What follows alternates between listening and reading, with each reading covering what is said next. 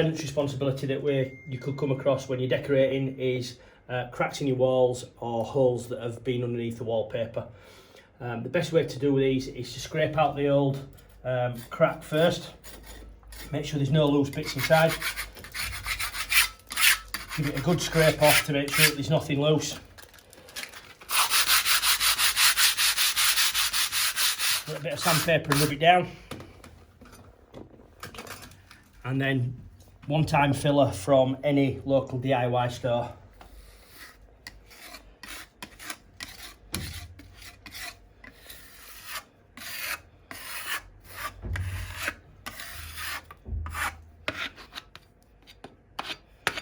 There it is, finished.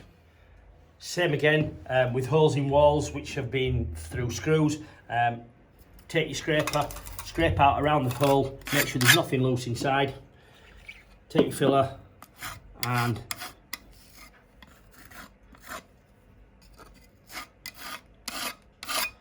fill the hole.